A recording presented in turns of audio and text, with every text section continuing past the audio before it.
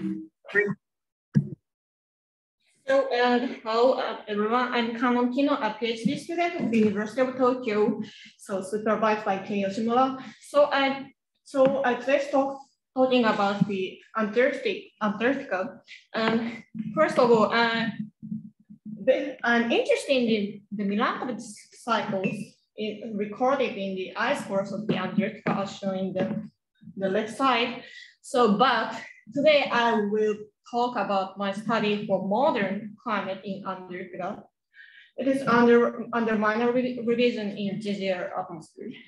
So one of the most major interpretation of the isotopes in the ice cores is a linear conversion to the local annual temperature.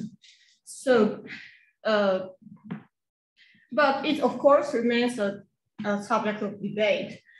And the central figure is show the observed precipitation isotopes in 2003 at Dome Fuji in inland East Antarctica. So we can see that there are several exotic warming events in a few days. And the most of such warmings were more than 10 degrees. And recent observations, including satellites, revealed these exotic warming events largely contribute to the total precipitation amount, even in the inland Antarctica. So these observations suggest the reconstructed temperature using ice cores should have warm biases compared with the mean state.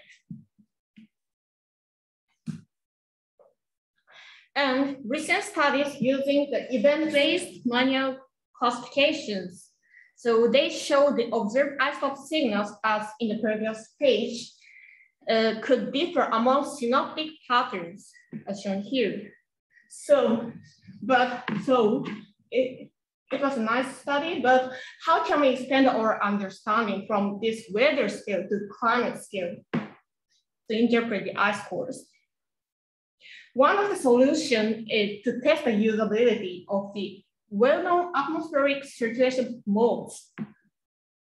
And some is the Southern Annular Mode. It is a major mode of the atmospheric international variability in the mid-high latitudes of the Southern Hemisphere, associated with latitudinal shift in the westerly jets. So in case of that some positive, the pressure above Antarctica is relatively low. And in this situation, the westerly jets shift towards south and strong. These features become opposite in some narrative. So several studies suggested the sun could be important for the interpretation of ice cores, since the sun positive serves to isolate the Antarctic continent from the southward heat advection from the Southern Ocean. So SUN is generally defined as a monthly index. However, recent studies expanded the monthly SUN index to a daily index. They demonstrated the daily SUN also contributes to the daily Antarctic surface climate, like temperature and precipitation, over most of Antarctica and in each season. So in this study, I'm going to reveal the contribution of the atmospheric circulation, specifically the sun, to the daily variations derived in precipitation in Antarctica. I use MIROC5-iso, just introduced by Atsushi Okazaki. It is an isotope-enabled AGCM. And here we set the horizontal resolution as P42 is almost 200 or to 300 kilometers here. So it is a low resolution actually, but it's useful in paleoclimate simulations. And we experienced for 30 years from 1981. And for the SUN index, I calculate the daily index following a definition by Moshe and Thompson, 2016. So let's see the Antarctic results here. So, and Yeah, this is the data model comparison in 2003 at Dome Fuji. The black as the observation and the red is the modeling results. From the top, the waiting precipitation, temperature, and precipitation. For every variable here, our model successfully reproduced. It's the observation. It's very nice, I think. Yes. So, and it's also very nice for the daily scale variations. So if the temperature increases, for example, here, the isotopes also increases. Isotope precipitation also increases here, and there's some relatively large precipitation is accompanied. Yes, and our model reproduces the seasonality of amplitude of these daily signals too. So the amplitude of daily signals in isotope or temperature is in the Australian winter, they're more than 10 degrees or 10 per million.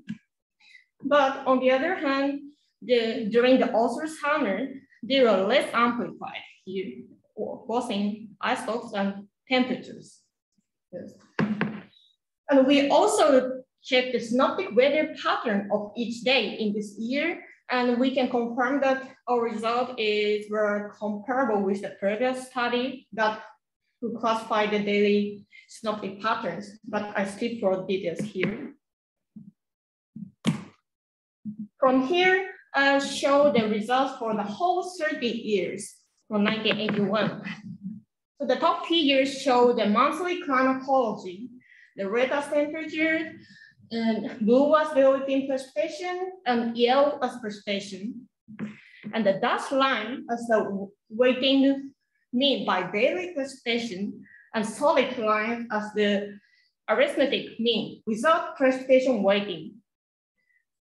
So if we use I-scores, we hope we can reconstruct temperature as in the solid red line. We hope that. But in other words, these results show that the warm bias should exist in Australian winter. I mean that I-scores should record the dashed lines with the daily precipitation weightings. So the results show that the warm bias should exist in the Australian winter. There are large discrepancies between the dashed line and solid lines, and it reached 10 degrees in this experiment.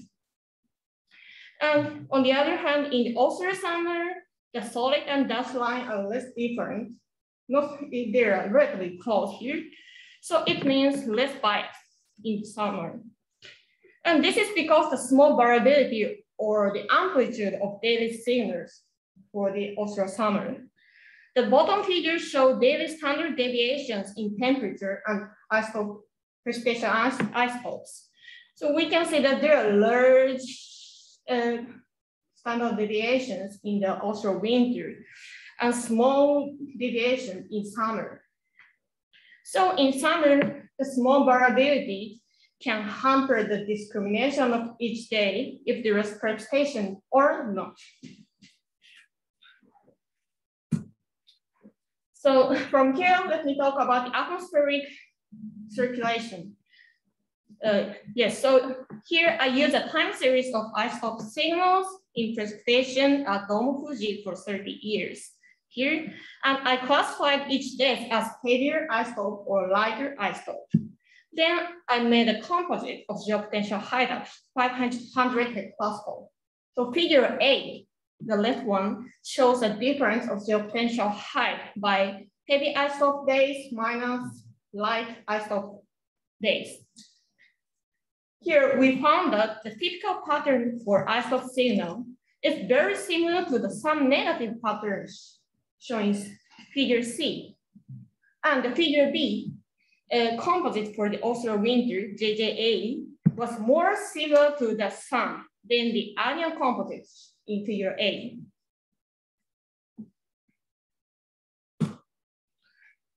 And here are the correlation coefficients. Yes, correlation coefficients also confirm the link between precipitation isotope and sun.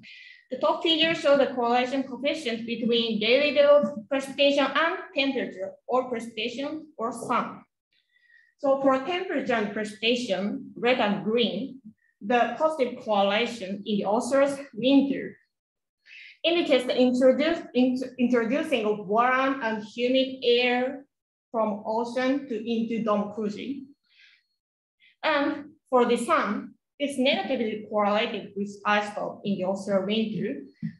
Yeah, it's especially strong in the offshore winter. And for the bottom figure, it shows the time series for 30 years of daylight precipitation and sun index. It also confirmed the link between precipitation isotope at Dome Fuji and sun. Because these correlations are strongest in JJA, the offshore winter, so I will focus on these 3 months from next pages. For the evaluation of the influence of sun on Antarctic surface climate, I conducted composite analysis again. So these figures are a composite between some minus and some plus. So surface temperature, precipitation, and precipitation isotope, the weighting. So every variable here increased in almost all regions of Antarctica. And the least increasing were largest around Dome Fuji with the triangles. And also for around the Ross Sea. Yes, but while it is less sensitive around Dome Sea with the squares. The Dome Sea is also an ice core site in inland East Antarctica. Yes, so the important thing here is that Dome Fuji is located in the most sensitive regions to sun, but it is not for Dome Sea. And these locational features between Dome Fuji and Dome Sea warn us to considering these sites together to interpret ice core records regarding past climate variations. So it is almost the last figure. Yeah, it is the last figure. So I'll explain here how the sun modifies the relationship between the temperature and precipitation isotopes at Dome Fuji. So here's a bubble chart with histograms. The x-axis is temperature and y-axis is daily precipitation, and size of each bubble shows the precipitation amount of each day. The red color is some negative and blue color is some positive. And the bold lines are the linear regression lines. So from this figure, we can see a systematical shift induced by sun. The linear regression lines parallelly shifted, and ocean isotope in some negative is heavier for 10 per mil than some positive. So it means that even for the same temperature, precipitation isotopes should be different between some positive and negative. And for precipitation, we see the size of bubbles. The precipitation is mainly under some minus condition, the red here. So it should influence the recording of accumulation and isotopes in Dome Fuji ice core. So it's almost last. So the main result is that the MIROC5-iso reproduces correctly the observed daily variations in daily precipitation at Dome Fuji. And sun is a typical atmospheric circulation pattern that affects the daily variation in daily precipitation in Dome Fuji, resulting in the systematical shift of the linear relationship of daily precipitation and temperature. And some negative moisture flux from heavy deriving to flow from the north around Dome Fuji. So it contributes to the precipitation of heavy isotopes at Dome Fuji as a locational features. And this mechanism is less strong at Dome Sea. As discussion and future works, so yeah, there are two big issues, I think. So one is that to estimate the contribution of this, sorry, so that this is the second, sorry, for the first one. So to investigate the relationship between the other major atmospheric patterns like PSA and derivative precipitation, it would help to determine whether we can extend our findings in Dome Fuji to the other Antarctic sites. And another key things to do, what we have to do is to estimate the contribution of the sun, namely the westerly jet, in the past climates, AGCM, for example. This is because the episodic precipitation events may change the seasonality and the frequency of the recording into the ice. So that's all. Thanks for your listening.